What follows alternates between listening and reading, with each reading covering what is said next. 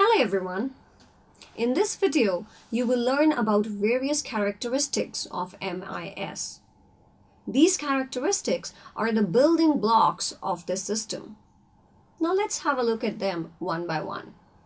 First is system approach. It is concerned with the whole of the system and its performance is measured in the light of the objective for which it has been made, taking comprehensive view. Management-oriented and relevance should be there. System should be designed by keeping the organization objectives in mind. For designing of MIS, top-down approach should be followed. Top-down approach suggests that the system development starts from the determination of the management needs and overall business objectives. Third characteristic, that it should be need-based. That is, it should be able to cater the specific needs of managers at different levels that are strategic planning level, management control level, and operational control level, and should be designed accordingly. MIS should also be exception-based. That is, it should be developed on the exception-based reporting principle, which means an abnormal situation, which is the maximum, minimum, or expected values vary beyond the limits. In such cases, there should be exception reporting to the decision maker at the required level. They should also be future-oriented.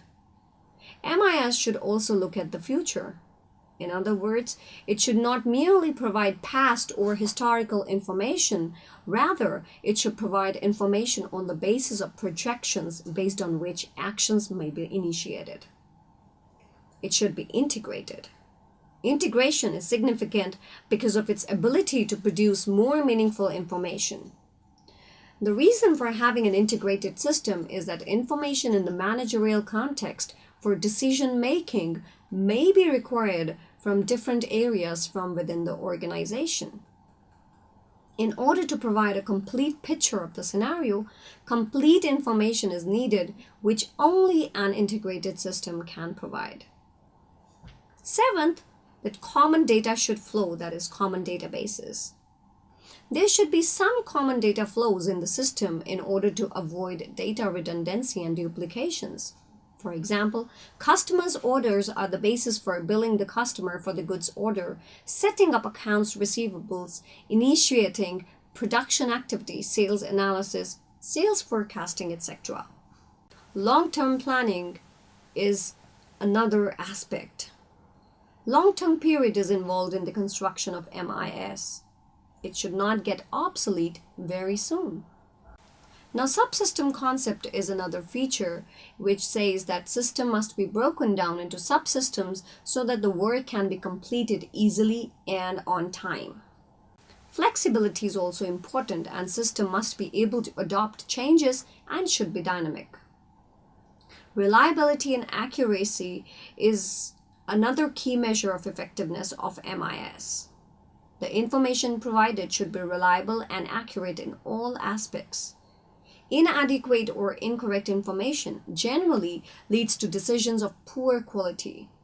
For example, sales figures that have not been adjusted for returns and refunds are not reliable. Last but not least, complete. An incomplete or partial presentation of information can lead to decisions that do not have the expected results. Information should be complete and contain all the facts that are necessary for the decision maker to satisfactorily solve the problem. I hope you have a clear picture of all the characteristics of management information system in detail. Thank you.